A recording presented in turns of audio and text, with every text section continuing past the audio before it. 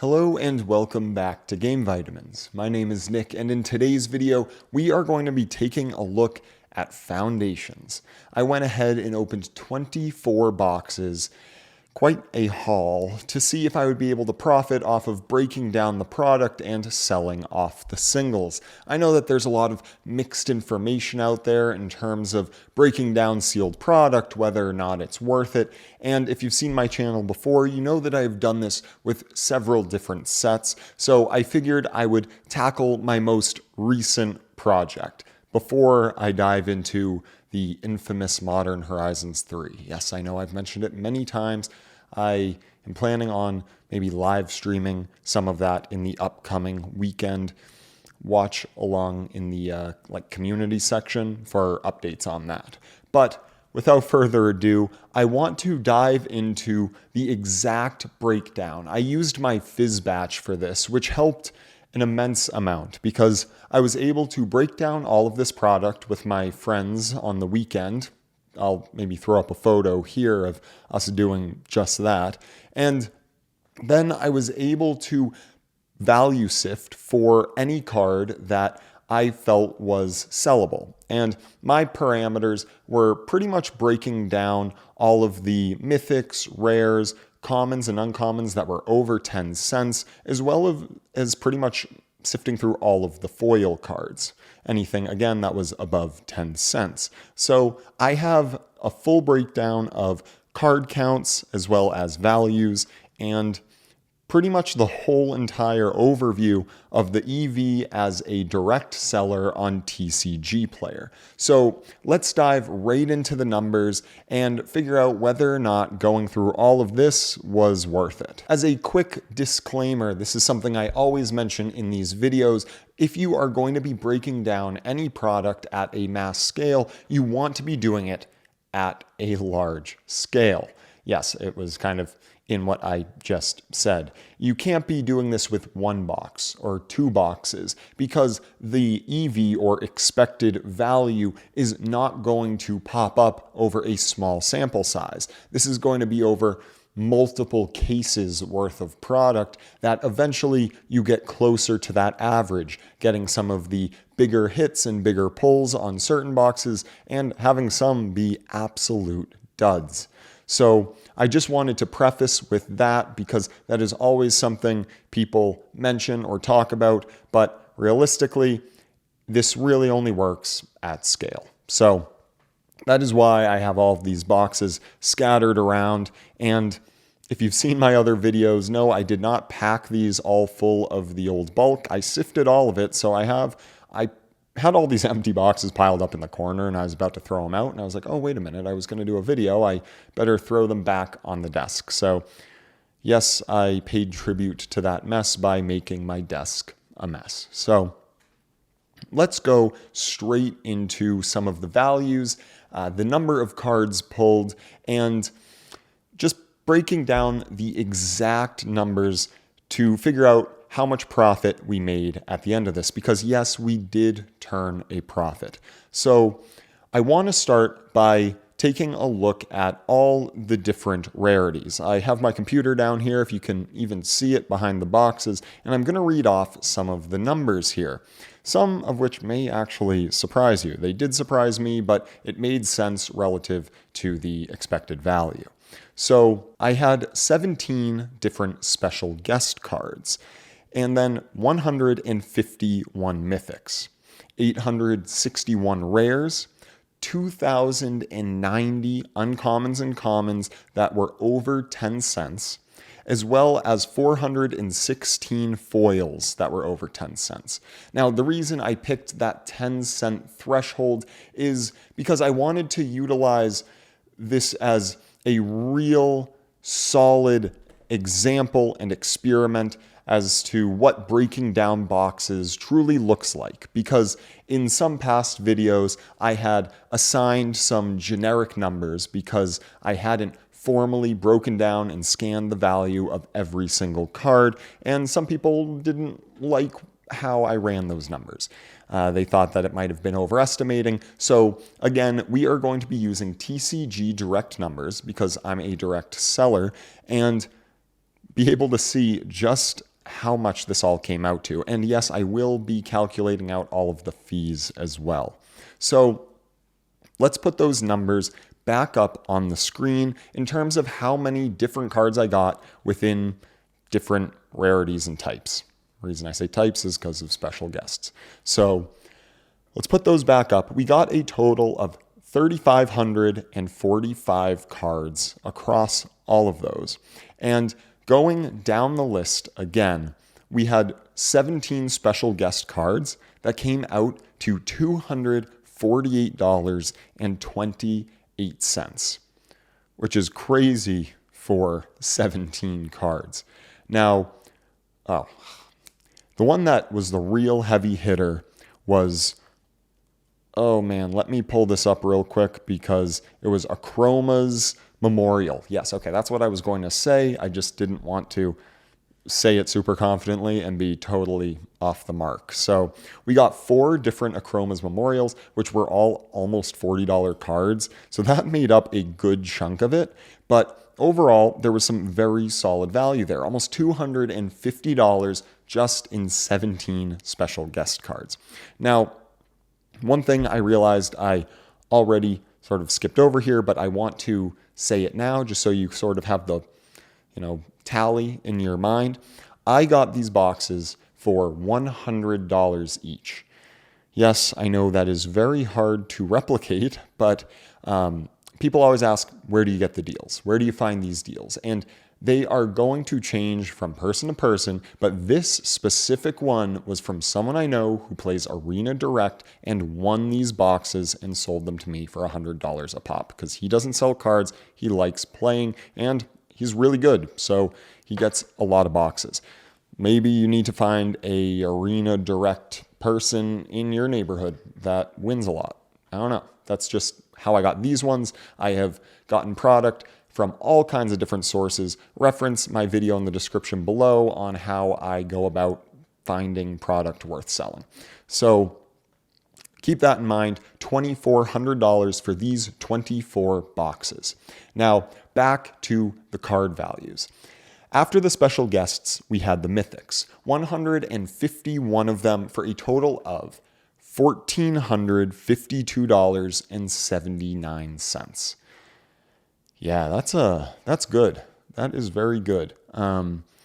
We got a lot of Bloodthirsty Conquerors, Sire of Seven Deaths, Twin Flame Tyrants, the whole spectacle. So again, over 24 boxes, over a larger sample size, you're going to get closer to the EV of a standard box. And if you're curious about calculating EV, I personally use MoxAlpha. I do have a link in the description below. I'm not going to go on about that for too long here. I've talked about it in several other videos, but essentially it gives you an idea, a rough idea of what these boxes contain in them, running a ton of different simulations on openings. But I believe that as I have done more of these, the best data points are the ones you create yourself because you can really manipulate the numbers. I don't mean that in a way of making them like fake or not correct. I mean it in a way that you can adjust your fee percentages better. You can adjust your markups better because you can't calculate based off of however you're pricing your cards. With direct, as I say to everyone in the Patreon and in these videos, that on average, I've seen about a 20 to 25% markup on cards selling on direct. Yes, you are also paying higher fees, but we will get into all those calculations very shortly as we get through the rest of these values. So after mythics, we have rares, 871 of them, totaling $1,873. Another great pulls, really. I mean, this was all the rares, so there are some duds in there too, but in general, the Foundations rares are very solid. There are plenty of sets where they're just absolute junk rares that are not even worth selling, but in general, Foundations has very solid sell-through, and I have found it, in general, the rares, mythics, they just turn over quickly. So 871 rares, $1,873. So again, these are all non-foil. I separated out the foils completely. So this sounds like a lot, but after you incorporate the fees and the actual expected value of these boxes, it's actually relatively normal. So much goes to fees. So much. It's unfortunate. But, I guess TCG Player has built the best card sales platform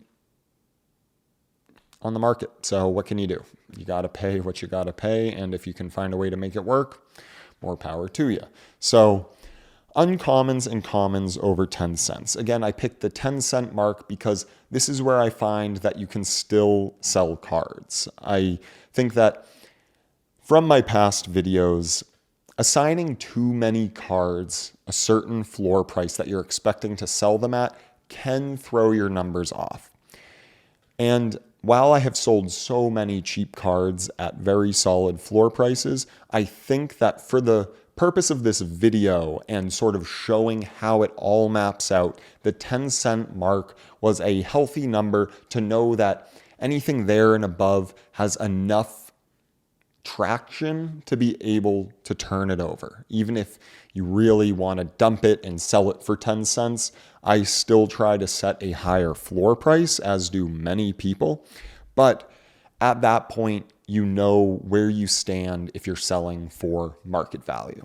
So 2,090 uncommons and commons over 10 cents, totaling $1,467.38. And then lastly, foils. Foils over 10 cents, 416 of them for $656.90. So I'm throwing out some big numbers here. What is the cumulative total? What did we come out to? When I first say the number, you're going to think, Nick, no way. How did you almost double, or how did you over double your money on this? No, again, the fees kill you. So let's just get that out of the way.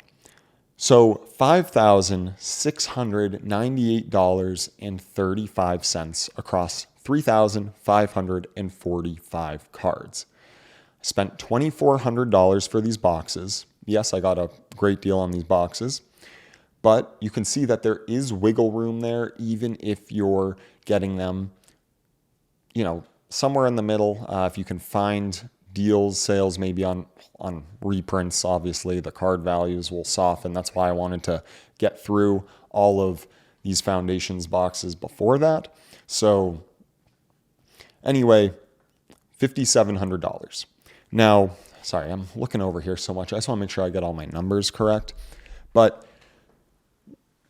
this, again, is accounting for a 20% markup, which is what on average, a 20% markup, which is what Direct gets for the cards. And again, you do pay a higher fee percentage. So what does that fee percentage look like? How much is coming right off the top? Well, first of all, there's the box values. So let's go from 5,700 right down to 3,300.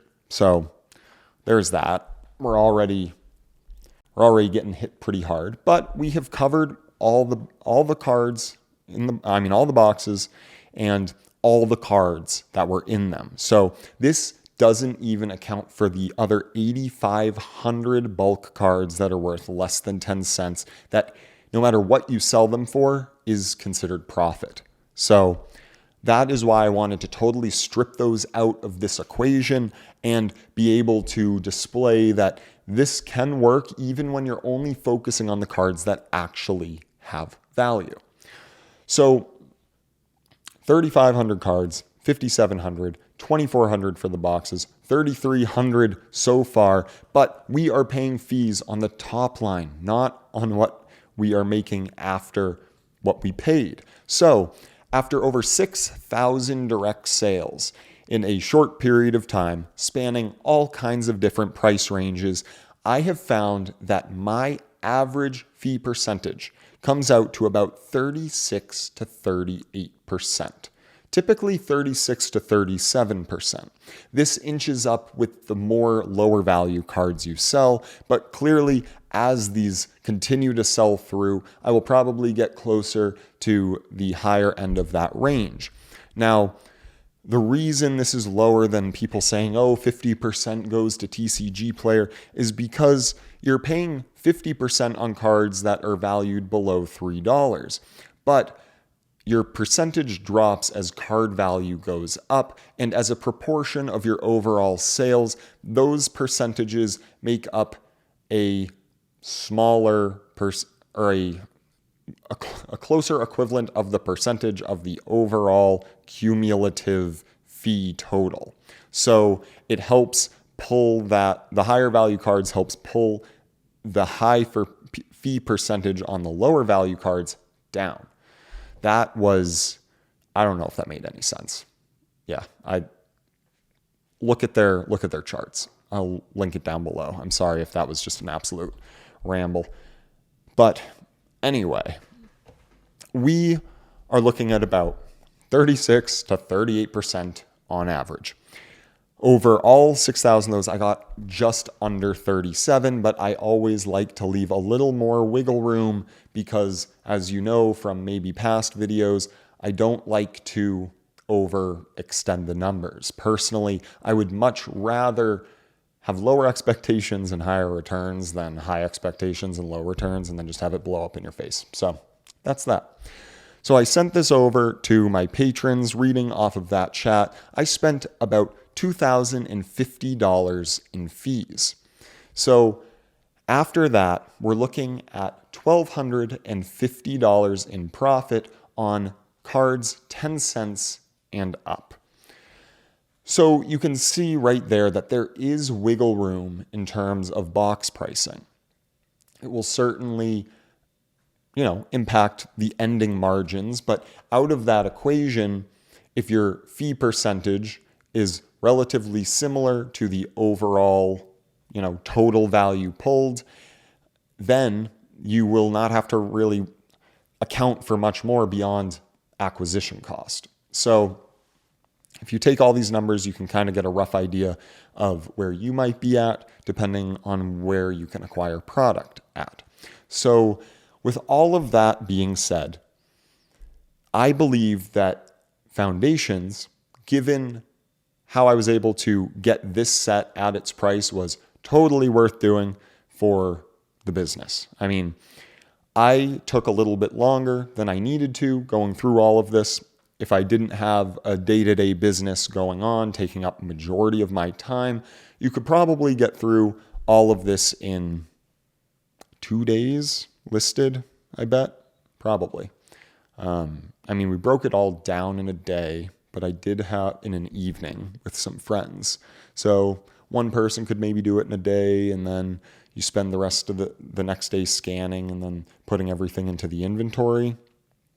Yeah, that's about where you'd be at. So again, this is utilizing my machine. So unfortunately, that is something that I need to take into account. And luckily, doing this one project has paid for it for, if I was leasing to own, a couple months. So as long as I can keep acquiring product, then I can continue to do this over and over again. And I just need to have consistent and steady channels for product, which I have been working on making more connections for, and so far, so good. I have brought in a lot, but at the end of the day, each person has a different situation. I can't give a perfect blueprint. As I went over with one of my patrons, we got on a call and chatted, and it's just everyone wants the link to where you buy it, but unfortunately there is no link. You reach out to people, you find deals on Facebook, you seek out LGSs, you do all kinds of different stuff. You don't just click add to cart, buy. You can sometimes you can get great deals just through clearance sales on the internet, and anyone can have those. You just have to be the first to them, like I have been on some. But anyway, there's a whole other video on that. I always just like clarifying it because that is always the biggest beef people have with this. So what other notes do we have here? I think the other big perk that from doing this project, going through with all of it on the PhyzBatch, sorting out all the bulk, pulling that off to the side, not even accounting for it in these calculations, is that no matter how I offload it, my cost basis for that bulk in these calculations is zero. So I have 8,500 cards that I could offload any way I see fit, whether that be through common lots, through random like grab bags that you might sell online, maybe just bulk sales. Maybe you do go through and then you do another sift for everything that's between 5 and 10 cents. And you say, okay, you know what? Like if I do sell these at a lower price, every extra bit is profit. So I don't feel as bad selling them at that price. Although I would still lean towards the idea of listed at a higher floor price. And then if you really just want to dump it out of your inventory, then maybe you do that. But personally, maybe you sift through all of those for kind of the higher end of the low end cards and go from there. But either way, everything else is profit. So that's huge. And we already see that we have gone above and beyond what I had actually hoped to get out of this. So lastly, let's move on to expected value. I mentioned that currently I use MoxAlpha.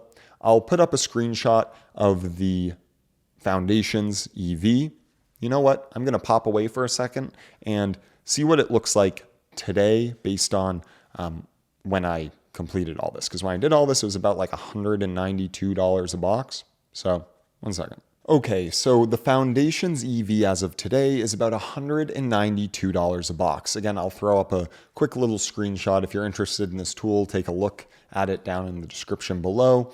But essentially, this will fluctuate over time. I mean, even looking back a week ago, the EV was closer to $200, but this actually comes out to be almost perfectly in line, realistically. So when I scanned all of this in and started listing it, it was probably closer to this 190, like high 190s range based off of early March. And if you add the 20%, so on mine, it was $5,700. I'm doing the math live here. So $5,700 on 24 different boxes is $237.50.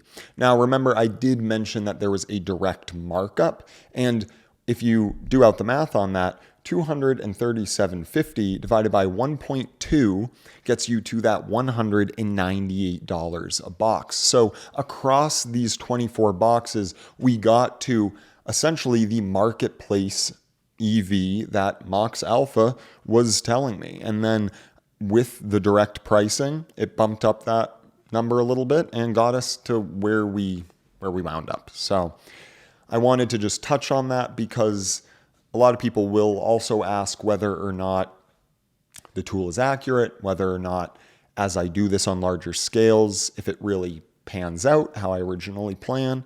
And in this case, it was pretty much to a T. And it was also the case with Dominaria United and March of the Machines. So overall, it's really been within like a couple dollars of the EV that MoxAlpha's reading. And if I did this at an even larger scale, I bet it would get closer and closer to that actual average.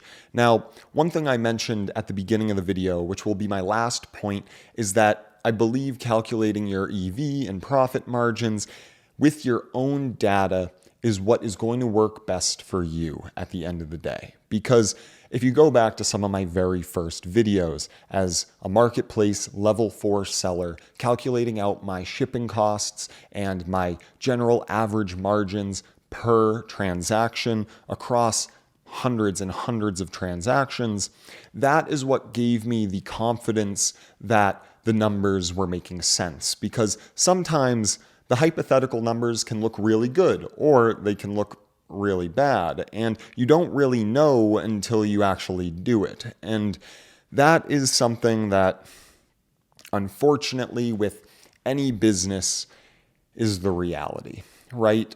You can sit there and come up with a ton of hypotheticals and calculations and figure out why it could work, why it couldn't work, but you don't really know the data points until you do it yourself. And another patron, I mentioned them because we talk a lot in there, had mentioned how he had come out to very similar fee percentages as myself, whereas some of the average fee percentages that you find might be derived based off of the sale of every single card individually, but that can skew numbers because, again, you're having more low value cards pull down or push up your fee percentage. So you really don't know the true numbers until you start doing it for yourself. So that's sort of my last parting point is I was able to realize this EV by actually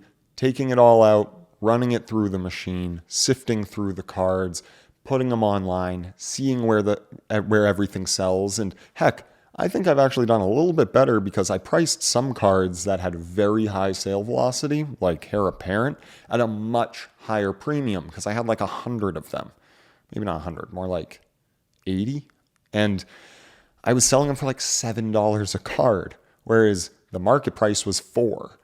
So right there, that extra $3 spread, I shipped out like 20 of them today, was an extra $60 on top of this as well. So things can go in your favor. You just won't really be able to know all of the ebbs and flows of the market and the product until you get your hands dirty and truly work on it. So that is going to be my last point for today. As always, the video has gone longer than I anticipate. At this point, there is no anticipation, I guess. I thought maybe this would be quicker because it's a set review kind of, but yeah, no, we're always buckling up for a long video. So that'll be that. So I appreciate you all so much for watching. I have a very, very exciting video coming up. So make sure to subscribe, follow along. And we just have so much more to dive into on this channel beyond just looking at current sets. So if you want to follow along for all of that, please, again, consider subscribing, giving this video a like. It means a lot for my channel, given the size that it is. And as always, if you want to join a really awesome, active selling community within the TCG space, feel free to join the Patreon. I always say this, it's not about the $5 a month to me. It really isn't. It's more about creating a serious community that helps each other, and it's just been awesome. I say it every time. It's awesome. All you guys in there are awesome. Thank you for all of your messages and insights and all the stuff I've learned from you throughout our time chatting in there. So that's all for now. I hope you enjoyed it. I hope you learned something. And we will catch you all in the next one.